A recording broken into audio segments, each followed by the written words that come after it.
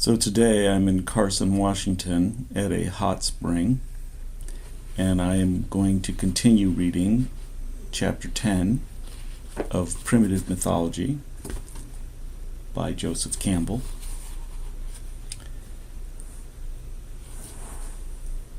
And I'm going to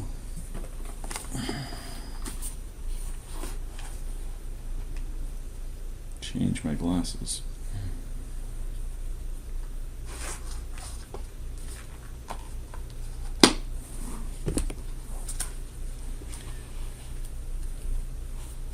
Perhaps the most amazing revelation that has ever come to us of what mythology meant in that remote heaven-guided age, when the awesome mystery of the planets was enacted on Earth by divine kings who at death took with them back into the night sea the whole cast of characters of their pageant, has been that of the royal tombs of Ur in the cemetery of the sacred Sumerian city of the moon god Nana. The excavated graves, as Sir Leonard Woolley, their discoverer, declares, included burials of two sorts, those of commoners and those of kings, or perhaps, as certain others now suggest, not of kings, but of their substitutes, the priests who assumed their roles when the moment came to die. And it was noted that whereas the older of the private graves, though clustered around the royal tombs, were respectful of their sanctity, the newer graves invaded the royal burials as though, their memory having faded, there had been left in later ages only a vague tradition that this was holy ground.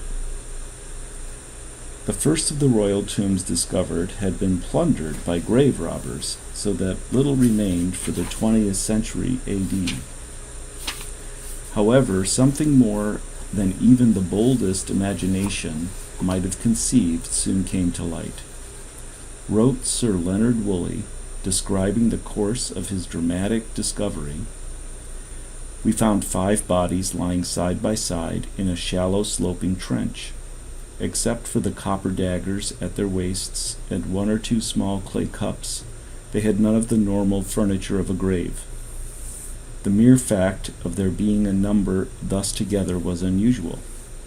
Then, below them, a layer of matting was found, and tracing this along, we came to another group of bodies, those of 10 women carefully arranged in 2 rows. They wore headdresses of gold, lapis lazuli, carnelian, and elaborate bead necklaces, but they too possessed no regular tomb furnishings. At the end of the row lay the remains of a wonderful harp, the wood of it decayed, but its decoration intact, making its reconstruction only a matter of care. The upright wooden beam was capped with gold, and in it were fastened the gold-headed nails which secured the strings. The sounding box was edged with a mosaic in red stone, lapis lazuli, and white shell, and from the front of it projected a splendid head of a bull, wrought in gold with eyes and beard of lapis lazuli. Across the ruins of the harp lay the bones of the gold-crowned harpist." By this time we had found the earth sides of the pit in which the women's bodies lay, and could see that the bodies of the 5 men were on the ramp which led down to it. Following the pit along, we came upon more bones, which at first puzzled us by being other than human, but the meaning of them soon became clear.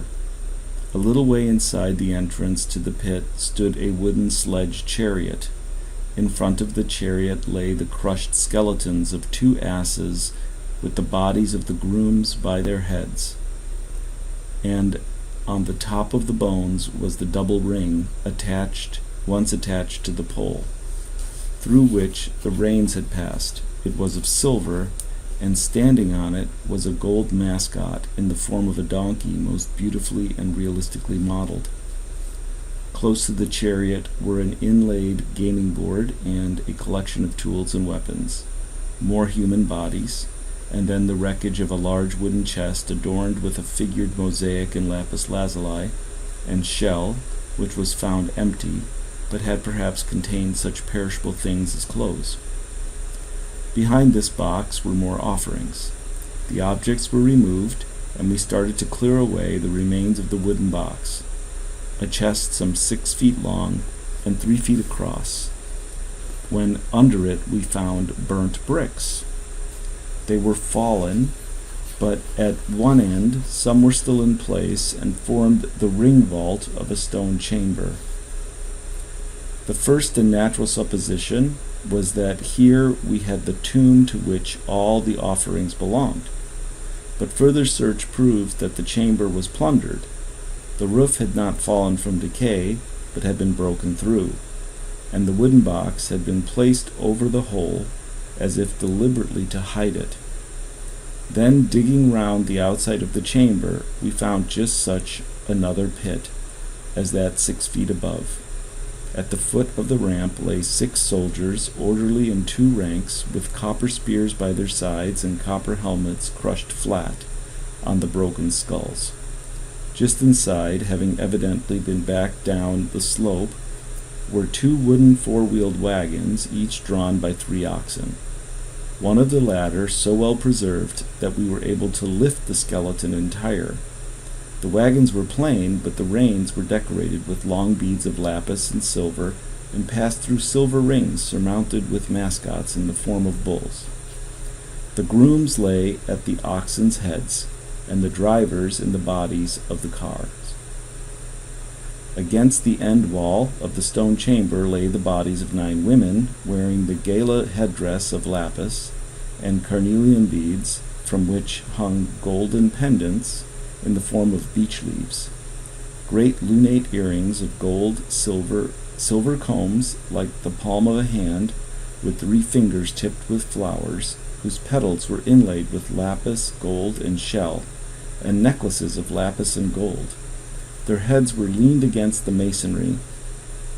Their bodies extended onto the floor of the pit, and the whole space between them and the wagons was crowded with other dead women and men, while the passage which led along the side of the chamber to its arched door was lined with soldiers carrying daggers and with women.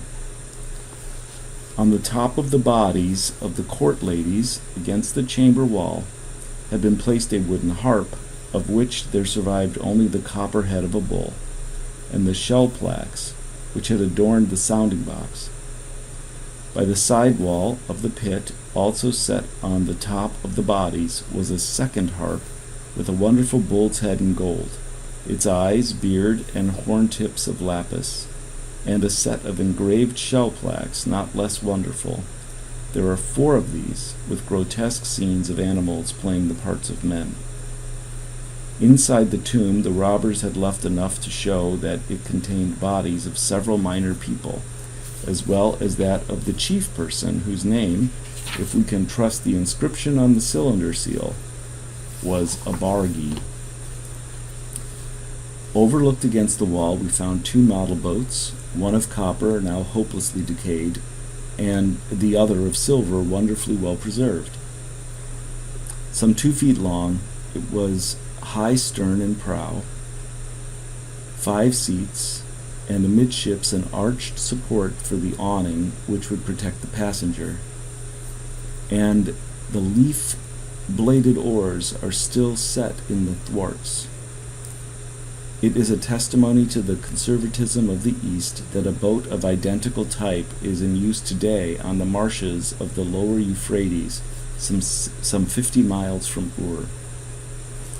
The king's tomb chamber lay at the far end of this open pit. Continuing our search behind it, we found a second stone chamber built up against it, either at the same time or more probably at a later period. This chamber, roofed like the king's, with a vault of ring arches in burnt brick, was the tomb of the queen, to whom belonged the upper pit, with its ass chariot and other offerings.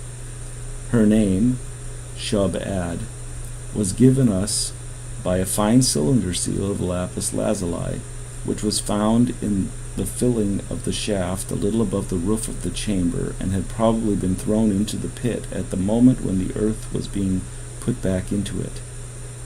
The vault of the chamber had fallen in, but luckily this was due to the weight of earth above, not to the violence of tomb robbers. The tomb itself was intact. At one end, on the remains of a wooden bier, lay the body of the queen, a gold cup near her hand. The upper part of the body was entirely hidden by a mass of beads of gold, silver, lapis lazuli, carnelian, agate, and chalcedony, long strings of which, hanging from a collar, had formed a cloak reaching to the waist and bordered below with a broad band of tubular beads of lapis, carnelian, and gold.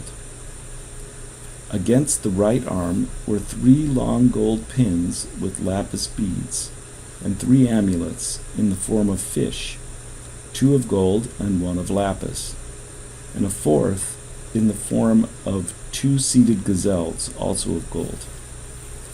The headdress, whose remains covered the crushed skull, was a more elaborate edition of that worn by the court ladies. Its basis was a broad gold ribbon festooned in loops round the hair, and the measurement of curves showed that this was not the natural hair, but a wig padded out to an almost grotesque size. By the side of the body lay a second headdress of a novel sort. Onto a diadem, made apparently of a strip of soft white leather, had been sewn thousands of minute lapis lazuli beads, and against this background of solid blue were set a row of exquisitely fashioned gold animals, stags, gazelles, bulls, and goats, and between them clusters of pomegranates, 3 fruits hanging together shielded by their leaves, and branches of some other tree with golden stems and fruit or pods of gold and carnelian, while gold rosettes were sewn on the intervals, and from the lower border of the diadem hung palmettes of twisted gold wire. The bodies of 2 women attendants were crouched against the bier, one at its head and one at its foot, and all about the chamber lay strewn offerings of all sorts, another gold bowl, vessels of silver and copper, stone bowls, and clay jars for food, the head of a cow in silver, 2 silver tables for offerings, silver lamps, and a number of large cockle shells containing green paint, presumably used as a cosmetic. Clearly, writes Sir Leonard, at the conclusion of this vivid description of his truly astounding discovery, when a royal person died, he or she was accompanied to the grave by all the members of the court. The king had at least 3 people with him in his chamber and 62 in the death pit. The queen was content with some 25 in all. Several more such tombs were discovered, some even larger than the dual burial of King Abargi and his queen Shub-Ad, he and his court having been buried first, and she and hers above, as when the moon sets and the planet Venus follows. In the largest tomb, the bodies of 68 women were found, disposed in regular rows across the floor, every one lying on her side with legs slightly bent and hands brought up near her face, so close together that the heads of those in one row rested on the legs of those in the row above. 28 of these women had worn hair ribbons of gold, and all but one of the rest precisely the same type of ribbon of silver. All had been clothed in red cloaks, having beaded cuffs and shell-ring belts, and they had been adorned with great lunate earrings and multiple necklaces of blue and gold. 4 were harpists, and these were grouped together with a copper cauldron beside them, which Woolley associates with the manner of their death, suggesting that it contained the drink that bore this multitude through the winged gate to the other world.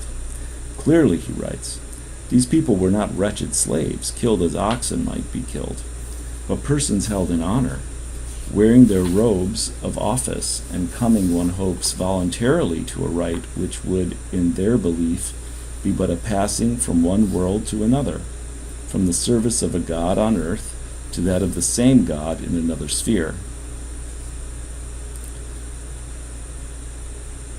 Human sacrifice was confined exclusively to the funerals of royal persons, and in the graves of commoners, however rich, there is no sign of anything of the sort, not even such substitutes, clay figurines, etc., as are so common in Egyptian tombs, and appear there to be reminiscent of an ancient and more bloody rite.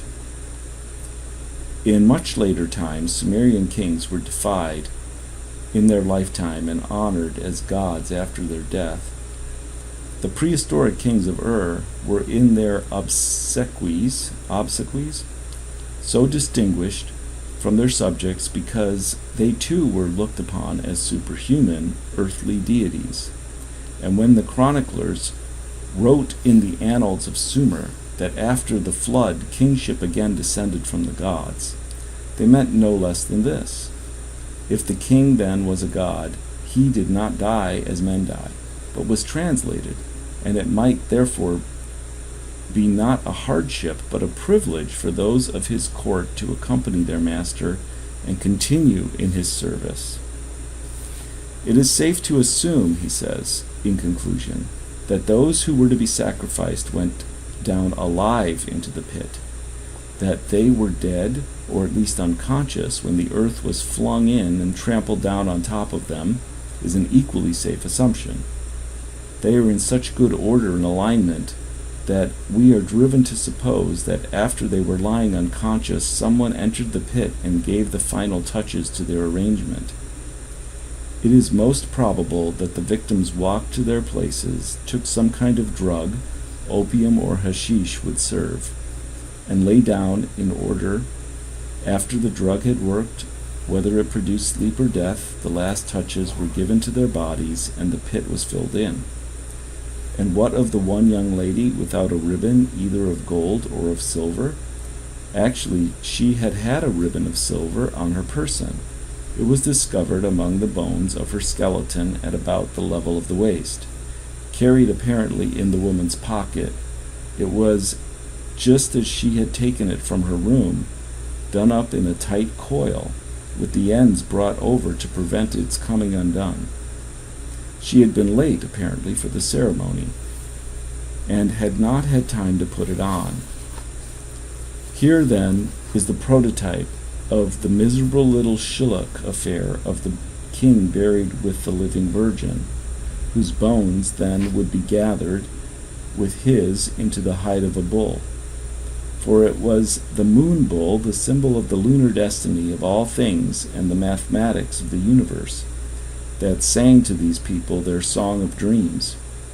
A magical equation had been conceived: the bull and the cow, as in the cavern of Tukde-Aduber, the monster serpent and the maiden, as in the ritual of the Dema, the moon and the planet Venus, which as evening and as morning star is the herald both of night sleep death and of dawn rebirth, the fertilizing waters of the abyss, and the seed that is to bear much fruit, the king and the queen. We'll stop there for now, and next time we'll continue with chapter 10.